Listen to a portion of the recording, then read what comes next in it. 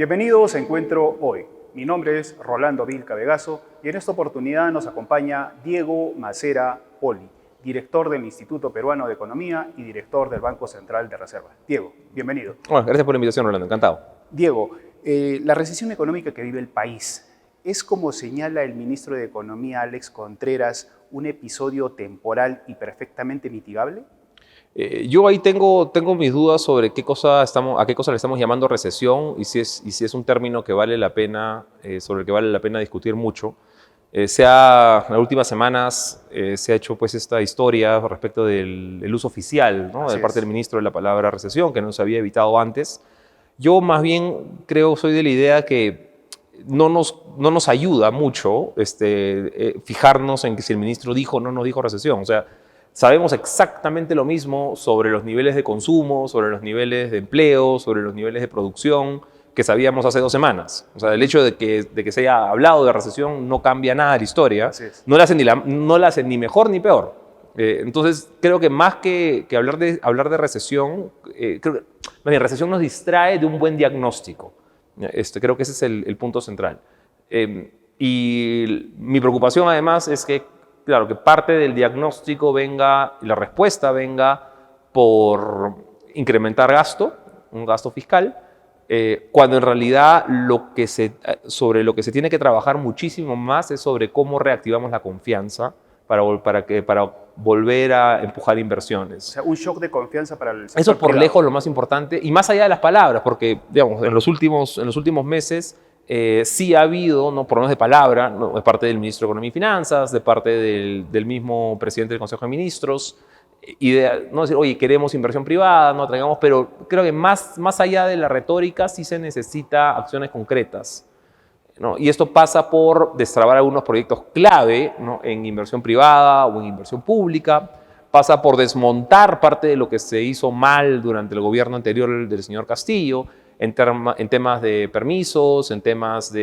laborales, ¿no? Pasa por de repente empujar al Congreso en 1 o 2 proyectos de ley importantes que puedan tener por lo menos una señal, ¿no? De que estoy avanzando en hacer un ecosistema más favorable para la inversión. ¿Ya? Eso creo que sería mucho más efectivo que decir, oye, voy a pasar un paquete fiscal. Claro, pero este reconocimiento implícito sobre la recesión económica, digamos, ha sido valorado y a la vez también cuestionado por exministros de Economía como Carlos Oliva, por ejemplo, que él dijo, digamos, literalmente, ¿no? Que a este gobierno le faltaba un poco de aterrizar, de realismo, de reconocer la crisis, el nivel de crisis en el que estábamos para que los peruanos sepamos qué tan grave es el asunto, ¿no?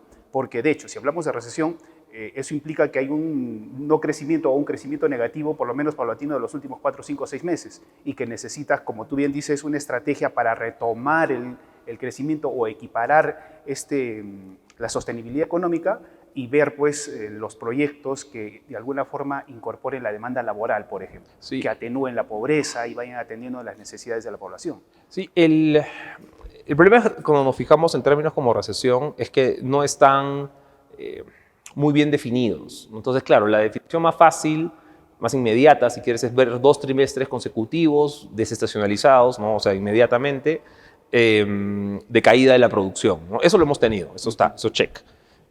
No, pero luego hay otros indicadores un poquito más difíciles de evaluar, ¿no? Que tienen que ver con evolución del empleo, que tienen que ver con evolución del consumo. Y si uno mira, por ejemplo, planilla, ¿no? Todavía planillas de empleo formal está creciendo a tasas entre 3 a 4%. Entonces, con eso no quiero minimizar la situación, no quiero decir, oye, estamos muy bien. Solamente quiero decir, es difícil cumplir con todos los checks que ni siquiera son tan claros de qué cosa califica como una recesión, y por eso hablar de recesión no es muy útil. ¿No? Lo que es útil es decir, oye, estamos en un proceso de desaceleración económica muy marcado. Este año probablemente vamos a crecer cerca de 0. ¿No? Algunos dicen, en el IPE estamos con menos 0,3, ¿no? Otros están con más 0,5, ¿no? Pero todos están muy cerca de 0. Y es inaceptable para un país como el Perú estar creciendo a esas velocidades cuando el promedio de América Latina está creciendo este año pues, más cerca del 2. O sea, no es que haya sido pues, una cosa imposible. Ahora, sí es verdad que este año hemos tenido algunos choques que van más allá de lo que el Ministerio de Economía y Finanzas podía controlar. Y eso es bien importante porque creo que ayuda a identificar cuál es la responsabilidad relativa ¿no? de diferentes instituciones. Entonces hemos tenido dos choques grandes en los cuales el Ministerio de Economía y Finanzas la verdad que no tenía mucho más que hacer, ¿no? que es las protestas, ¿no? de enero-febrero. ¿No? Eso no solamente afectó enero-febrero con un bajón fuerte de la actividad productiva, sobre todo en el sur, no, sino que eso ha tenido una resaca, ¿no? Ha tenido un efecto sobre turismo, ha tenido un efecto sobre ¿no? clima de inversiones, ya más allá de enero-febrero. Y lo otro, obviamente, el efecto climático. Así es. ¿No? Hemos tenido, y eso, sobre eso, pues, el potencial de mitigación que podía tener el gobierno no era mucho.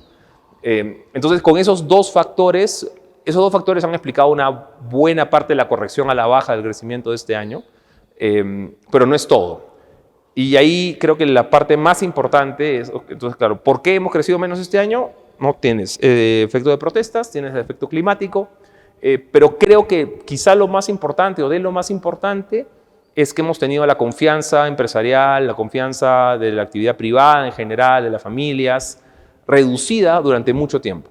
Entonces, desde abril del 21 tenemos confianza en la economía 3 meses en negativo. ¿Ya? Y eso necesariamente se traduce eventualmente en una caída en la inversión. O sea, no hay manera pues, de tener más inversión si la gente no confía. ¿Ya? Y eso recién lo hemos ido recuperando durante este año, sobre todo si vemos expectativas de la economía a 12 meses, recién lo hemos recuperado este año, pero más lento de lo que hubiésemos querido. O sea, después de la salida del señor Castillo, ¿no? Esto empezó a mejorar, pero no tan rápido como quisiéramos, y eso nos va a pegar también en los números del 2024. Justo hace 2 días leí una publicación, por ejemplo, de Semana Económica, donde decía que la recuperación del poder adquisitivo, el poder de compra de los peruanos, podría tomar más allá incluso del 2024, ¿no? Y justamente por estos temas, ¿no? Porque además hay un tema de inflación acumulada que va creciendo, ¿no? Hay una pérdida del salario real, por ejemplo, en el caso de los peruanos respecto al del 2019, ¿no? Y esto es evidente. Con el salario que tenemos hoy en día compramos menos de lo que hacíamos hace 1 año y 2 años incluso atrás, ¿no? Y tal vez lo que tú mencionabas también, ¿no? Este tema de confianza. El hecho de que la población peruana sepa que estamos en recesión económica, de alguna forma lo obliga a no gastar, a que lo que tenga trate de ahorrar para tiempos más difíciles, ¿no? Entonces, podría ser algo contraproducente para la recuperación económica del país. Sí, la economía tiene estas cosas curiosas de profecías autocumplidas, ¿no? O sea, si la gente tiene confianza y piensa que la cosa va a ir bien, si hay buenas señales desde el gobierno, ¿no? La gente gasta, las empresas invierten, ¿no? Y cuando eso sucede, o sea, si la gente empieza a gastar, las empresas empiezan a invertir, efectivamente se genera empleo, se genera consumo, se generan impuestos, ¿no? Y empieza a avanzar la bola económica porque la gente pensaba que iba a ser así. Entonces, la profecía se convierte en realidad, ¿no? Pero lo mismo sucede a la inversa, ¿no? Si todo el mundo sabe, oye, no, ¿sabes qué? Nos va muy mal, esto no va a ningún lado, ¿no? Entonces la gente aguanta consumo, las empresas aguantan inversión, y si las empresas aguantan inversión, no se genera empleo, si no se genera empleo, no se generan puestos de trabajo para pagar, para poder consumir más, ¿no? Y ahí empieza de nuevo el efecto inverso, ¿no? El círculo vicioso. Entonces es bien importante manejar mensajes que, anclados a la realidad, nos puedan transmitir una idea de vamos a estar mejor el próximo año, vamos a tomar las medidas desde el gobierno para que esto camine. Ahora, hay un gran tema en el horizonte que hay que manejar con atención, que es el efecto del fenómeno del Niño, ¿no? Hay una probabilidad no menor de que tengamos un fenómeno del Niño fuerte, especialmente para inicios del enero-febrero del próximo año, y esto podría empujar a la baja también la producción y eventualmente también la confianza. Entonces y estamos tarde, ¿no? para prepararnos. Hemos tenido 6 años desde el último fenómeno del Niño, se avanzó casi nada. No aprendemos. ¿No? Y ponernos al día en 3 meses, lo que no hiciste en 6 años, no es como estudiar para el examen, ¿no? La noche anterior, no vas a hacerla. O no vas a hacerla del todo, pero lo que se puede hacer ahora de forma de emergencia, si quiere, hay que hacerlo, porque eso es un tema, aparte no solamente económico, ¿no? Es un tema también social, es un tema de vidas humanas en las cuales hay que hacer todo el esfuerzo posible para mitigar el impacto. Claro, y en ese tema, por ejemplo, eso también llama mucho la atención, porque el gobierno ya ha destinado presupuesto para obras de prevención, en atención al fenómeno del Niño, pero no hay un avance. Te comento, por ejemplo, a nivel Arequipa, el gobierno regional ha destinado 74 millones de soles para estas obras de prevención. En el caso del sur va a haber sequía, porque estamos en una región pues, que va a tener un efecto inverso. Sí, al sur es sequía, norte es lluvias. Exacto. Entonces, de estos 74 millones de soles destinados para atender estos efectos, no se ha gastado ni el 1%. O sea, y como tú dices, enero, febrero está pues de acá 2 meses, mes y medio. No he visto el caso de Arequipa en términos de gasto, pero en general se ha visto menos evolución del gasto en prevención, sobre todo para gobiernos regionales y locales. O sea, el gobierno nacional ha avanzado algo, donde se ha quedado más rezagado el avance es en gobiernos regionales. Y ahí, claro, hay responsabilidad compartida, ¿no? Pero que al final lo que termina pasando, como muchas de estas cosas, es que como es culpa de todos, ¿no? El gobierno regional dice, no, porque tú no me hiciste transferencia antes, ¿no? El gobierno nacional dice, no, yo sí te la hice, tenía esta partida de no sé dónde, no, oye, no, por el contratista, ya, y al final lo que es culpa de todos, termina siendo culpa de nadie, y nadie responde. Total, la obra no se hace, ¿no? El efecto económico sucede, el efecto social, el efecto de vida sucede, y nadie es responsable. Ya, o sea, ese creo que uno de los grandes temas que tenemos que responder es una asignación mucho más clara de responsabilidad sobre las cosas que no se hacen y que tienen consecuencias. O sea, digamos, no puede ser que la obra, y en este caso estás hablando de vidas, ¿ya? Que no se hace, ¿ya? Y, bueno, bien, gracias. ¿No? Todo el mundo le puede pasar la pelota al siguiente.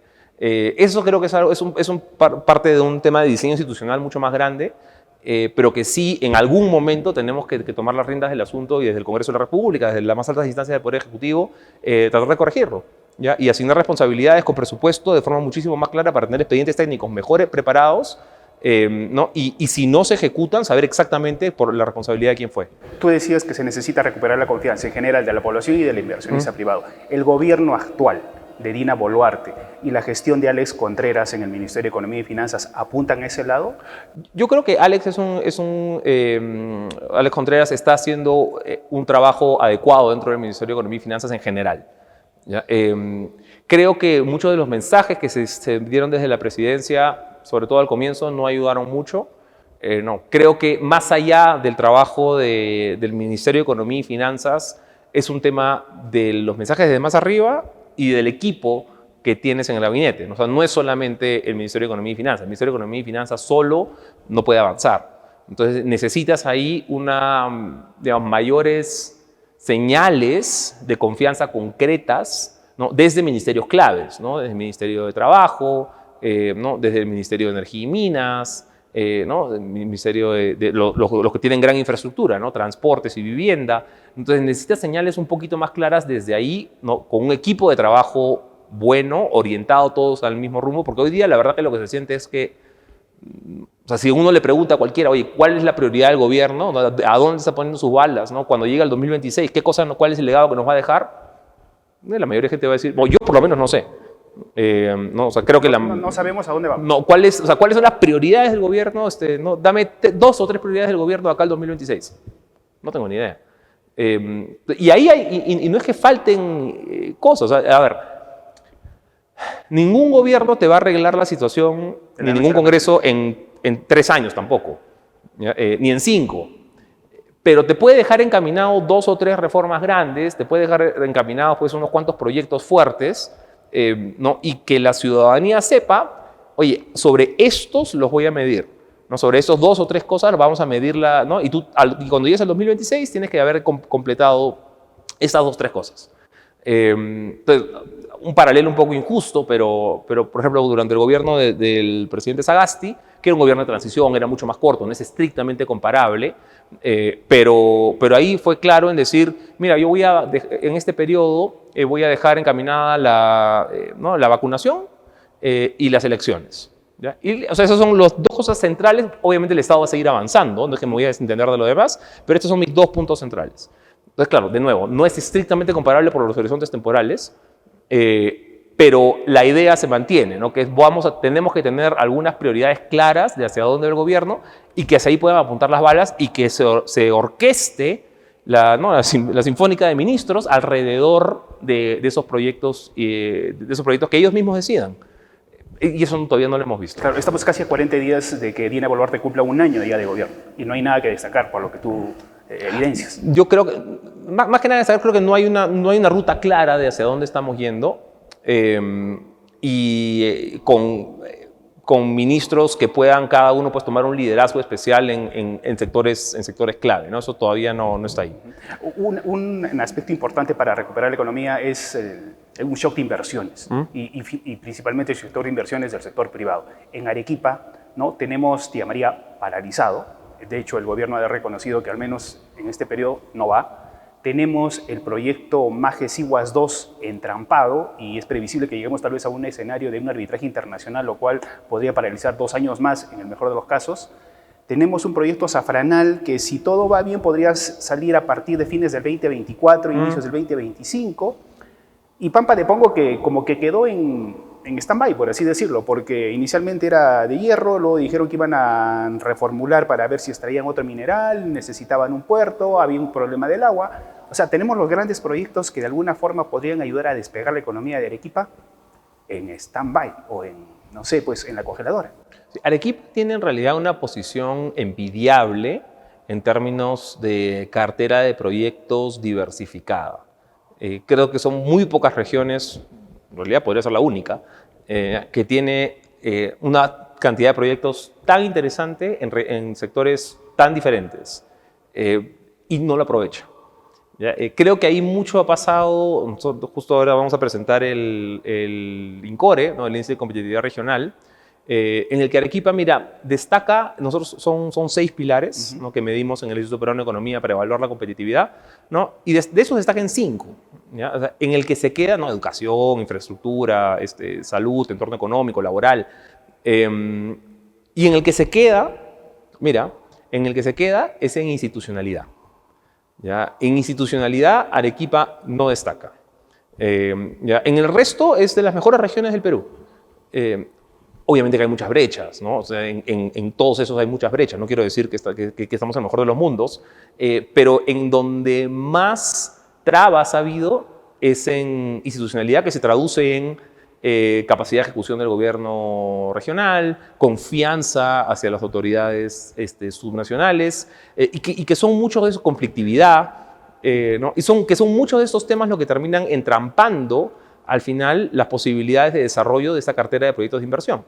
Entonces, en tanto no tengamos, creo, un mejor manejo institucional, ¿no? Estos proyectos van a seguir pues, quedándose rezagados, ¿no? Lo de Majes tiene atracado, ¿ya son cuántos años? ¿6 años? ¿No? Claro, son 3 gobiernos regionales que no pueden sacar adelante y Tía María es un proyecto que debió haber salido hace rato. Hace rato debió haber salido y todavía no, y este gobierno ha dicho que mira, no es prioridad, creo que dijo el primer ministro, no me acuerdo cuál fue su palabra exacta, pero creo que fue algo así como no es prioridad. Cuando lo que había dicho el ministro de Regiminas es, oye, ojalá salga. ¿Ya? Y creo que para cualquier persona razonable, ojalá salga. No, pero no, paños fríos ahí. No, y luego de Safranal, que decías, no, ojalá pueda avanzar 2024, si no, comienzos del 2025, es quizá de los proyectos nuevos más grandes que hay en el Perú. ¿No? Tienes algunos que están empezando también, tienes San Gabriel, por ejemplo, que está avanzando, pero un poco más chico, y ojalá que salga rápido. Entiendo que el MEF está haciendo un buen trabajo de acompañamiento y además para que avance. ¿No? Ojalá se pueda hacer lo mismo con Safranal, ¿no? Porque en el corto plazo, digamos, pensando en este y el siguiente año, ¿no? Más allá de las reposiciones, de las ampliaciones, probablemente es el más importante. Claro. Y ahí Arequipa tiene la oportunidad absoluta de liderar el crecimiento nacional, como lo hizo, por ejemplo, cuando fue la ampliación del Cerro Verde. ¿No? O sea, Arequipa tiene el potencial, no solamente para crecer, sino para liderar el crecimiento nacional. Entonces, de nuevo, ya quisiera la gran mayoría de regiones tener las oportunidades que tiene Arequipa. ¿No? Y por este tema de institucionalidad que digo, que es el pilar más débil que tiene la región, algunos no se avanzan, no, incluso se retroceden. Claro, el tema de institucionalidad de alguna forma está muy pegado a la gestión propia de las autoridades. Lamentablemente el exalcalde provincial está prófugo de la justicia y con una sentencia por cumplir. El anterior gobernador regional también está en detención, digamos, por un... Creo que ya fue condenado, ¿no? Todavía. O sea, Elmer Cáceres Yica todavía está cumpliendo una detención preliminar. No, pero por el de... Creo, por cuando era alcalde. Claro, sí. cuando era alcalde de la provincia correcto. de Castilla. No hay unas compras en el... Pero no por liderar los hijos del cóndor. No. Por eso no. Así es. Correcto. Y el gobernador actual también está comprometido con actos de corrupción. Entonces, eso de alguna forma pues sigue resquebrajando, y lo que aquí se dice, se reclama a gritos, ¿no? Falta de liderazgo en nuestras autoridades para sacar adelante justamente los proyectos. Claro, por eso, o sea, Arequipa es una región, como decía, con un potencial gigante, ¿ya? Que la envidia de los vecinos, la envidia de las regiones del norte incluso, ¿no? por la cantidad de proyectos que tiene y la cantidad de trabajo que además puede generar en agro, en turismo, en minería, en manufactura. Muchas regiones dicen, oye, nosotros somos el mayor, tenemos un súper potencial en turismo. A ver, no hay región que no diga que, que puede ser una potencia en turismo, ¿no? si se ponen las pilas. Y muchas tienen razón, pero no todas pueden tener razón por definición. No todas pueden ser la líder en turismo, no por definición. Arequipa sí. ¿Ya? Arequipa sí tiene un potencial enorme para crecer fuerte en turismo y todavía no recupera la cantidad de visitantes que tenía antes de la pandemia. ¿Ya? O sea, en las visitas de los principales ¿no? sitios turísticos de Arequipa, no están, la verdad es que no están ni cerca. ¿Ya? Y eso tiene que ver también con institucionalidad. ¿Ya? Tiene que ver también con manejo de expectativas, la parte de conflictividad. Y la oportunidad desperdiciada que se ha tenido en los últimos años, porque Arequipa es una región que se ha recuperado menos que el promedio nacional después del COVID. Arequipa, o sea, no ha llegado todavía a los niveles de producción que tenía prepandemia. El Perú sí. Y eso que el Perú no ha crecido mucho. El Perú está 2-3% por encima de los niveles de producción del 2019 en real. Arequipa está más abajo. ¿Ya? Está, de nuevo, teniendo más posibilidades, no se han ejecutado los proyectos indispensables, sobre todo de inversión privada, para avanzar, principalmente con o sea, el trasfondo es baja institucionalidad y tiene mucho que ver con el rol que ha tenido el sector público acá. Claro, es responsabilidad lamentablemente de nuestras autoridades. O elegimos mal o las autoridades que asumieron funciones no supieron responder a estas expectativas. Y ojalá, o sea, quedan todavía unos años pues, de la actual gestión, ¿no? Ojalá que esto pueda darse la vuelta. No, porque es una pena que no se activen los proyectos más importantes más allá de la inversión. Esto sirve para reducir pobreza. ¿Ya? No, esto sirve para generar empleo. O sea, la única manera de reducir pobreza es generar más trabajo más productivo. Es la única forma. ¿Ya? Y lo único que genera más trabajo más productivo es más inversión privada. No hay otra manera. ¿Ya? Y eso que es tan simple, a veces no se termina de entender. No se termina de priorizar. Diego, solo para acabar. Desde el BCR, ¿qué se puede hacer para tratar de ayudar en la recuperación económica? Digamos, hay una disminución paulatina de lo que es la tasa de interés de referencia, pero ¿qué más se puede hacer desde el BCR para acompañar, digamos, la gestión del gobierno para mejorar el panorama macroeconómico? Sí, yo no puedo hablar en nombre del Banco Central, pero el mandato del Banco Central es bien concreto, ¿no? Y es estabilidad de precios, defender el valor de la moneda. ¿Ya? Entonces creo que el Banco Central hace todo lo que puede, ¿no? Y lo ha venido haciendo hace décadas, ¿no? Para tratar de mantener la inflación bajo control. Estamos ya con un regreso progresivo al rango meta, ¿no? Que es de 1 a 3%. Ojalá lo alcancemos, ¿no? La expectativa es alcanzarlo en los primeros meses del próximo año. Nadie tiene una bola de cristal, ¿no? Pero con estabilidad macro, ¿no? O sea, digamos, buen manejo de reservas internacionales, inflación controlada, poca volatilidad del tipo de cambio, ¿no? Que esas son funciones con las que el Banco Central apoya muchísimo a que haya un clima favorable para la inversión y para el desarrollo económico. Si no tienes las bases macro, ¿no? En las cuales los principales actores son el Banco Central de Reserva y el Ministerio de Economía y Finanzas, no puedes construir. ¿No? Pregúntale a Argentina. ¿No? Entonces, creo que esa es la labor central del banco, en eso se ha enfocado y lo ha hecho muy bien por los últimos 20 años. Ya sobre el términos de desarrollo sectorial, eso le corresponde a otros aparatos del sector público. ¿El dólar con cuánto crees que podría cerrar el año en este contexto? Mira, adivinar el precio del dólar es imposible. Claro, pero digamos, ya nos estamos acercando ya a 3.90. Mira, te puedo decir te puedo decir una cosa. El mejor predictor para el Perú, el mejor predictor del tipo de cambio futuro es el tipo de cambio actual.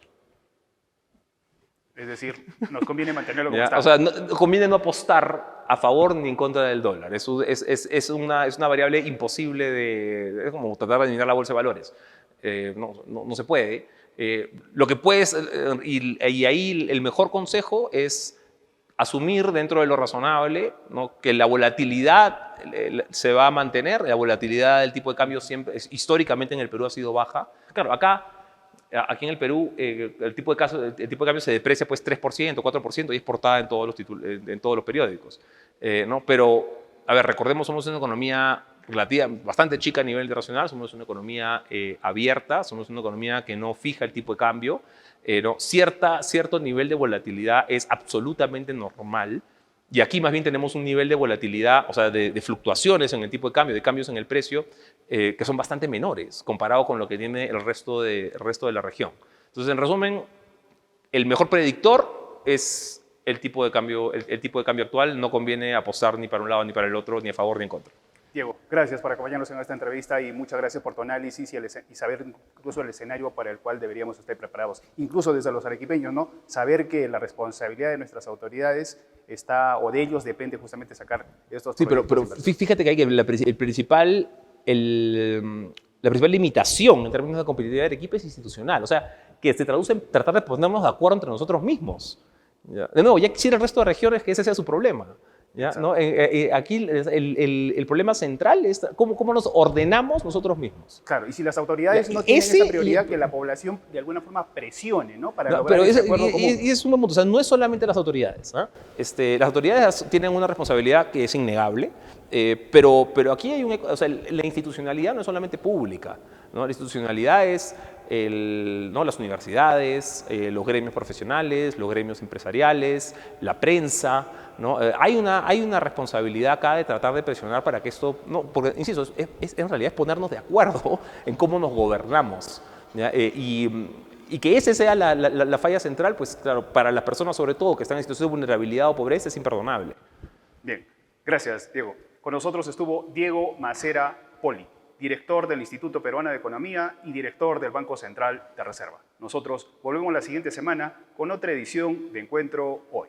No dejen de seguirnos a través de nuestro portal web de encuentro.pe. Hasta la próxima.